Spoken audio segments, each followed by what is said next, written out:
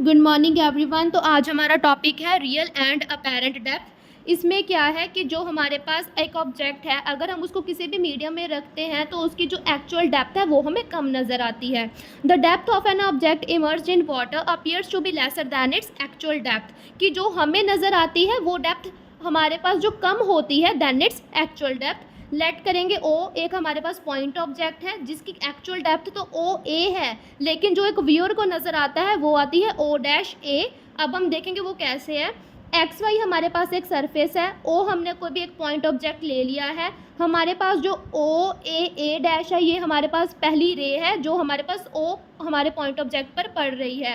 अब हमारे पास जो ओ हमारा पॉइंट ऑब्जेक्ट है उसमें से फिर एक रे निकलेगी टुवर्ड्स एक्स वाई सरफेस और वो हमारे पास बी पर जाके इंटरसेक्ट करेगी एक्स वाई सरफेस पे, और फिर हमारे पास डेविएट करेगी टुवर्ड्स सी, फिर ये सी की तरफ जाएगी और नॉर्मल से हमारे पास दूर हो जाएगी। क्योंकि ये हमारे पास डेंसर टू रेयरर जा रही है इसलिए ये हमारी जो रे है बी सी ये हमारे पास नॉर्मल से थोड़ी सी डेविएट होके बनेगी। एन डैश एन हमारे पास नॉर्मल है इसमें, और हमारे पास जो ओ है उस पर आई एंगल फॉर्म होएगा that is angle of incidence, और हमारे पास जो बी पर है उसमें भी हमारे पास आई एंगल फॉर्म होएगा, लेकिन जो सी बी एन है वो आर एंगल है जो कि रिफ्रैक्टेड एंगल है क्योंकि वो दूसरे हमारे पास जो रे है वो दूसरे मीडियम में चली गई है।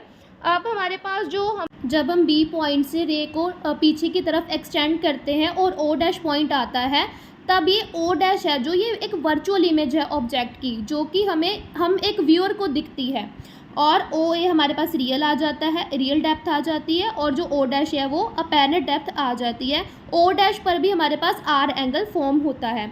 ये कुछ कॉरस्पॉन्डिंग एंगल्स हैं, कुछ हमारे पास अल्टरनेट एंगल्स हैं जो सेम होने के कारण हमारे पास आते हैं। ये हम अब देखते हैं। देखिए अब हमने सब कुछ थ्योरी में लिख दिया है, इससे हमें यही पता चलता है कि हमारे पास जो अपैरेंट डेप्थ है वो ए ओ डैश है, रियल डेप्थ हमारे पास ओ ए है, और ऑब्वियसली जो एक्चुअल डेप्थ है वो हमारे पास ज़्यादा है as compare to apparent depth. लेकिन जो एंगल बी ओ ए है वो हमारे पास O B N dash angle के इक्वल है, और वो दोनों आई एंगल के इक्वल हैं, दोनों अल्टरनेट एंगल्स हैं इसीलिए वो दोनों इक्वल हैं। अल्टरनेट एंगल्स होने के कारण इसलिए वो दोनों इक्वल हैं। अब हमारे पास है angle A O dash B और सी बी एन, ये दोनों आर के इक्वल हैं that is angle of refraction, और ये दोनों कॉरस्पॉन्डिंग एंगल्स होने के कारण इक्वल हैं, इसलिए हमने उसको डायग्राम में पहले ही बना दिया था लेकिन अब हम उसको समझ रहे हैं। अब हम लेंगे in triangle O A B, इसमें हम साइन आई फाइंड करेंगे जो होता है परपेंडिकुलर बाय हाइपोटेन्यूज जो कि आ जाएगा A B by O B. अब हम करेंगे triangle O A dash B में साइन आर की वैल्यू फाइंड करेंगे। साइन आर आ जाएगा A B by O dash B.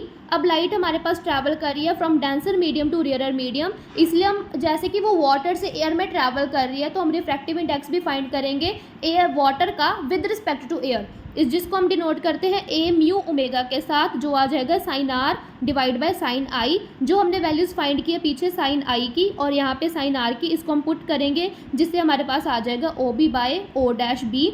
अब बी हमारे पास ए के साथ क्लोज है तो O B will be equal to O A and O dash A will also equals to O dash B, approximately equal आ जाएंगे।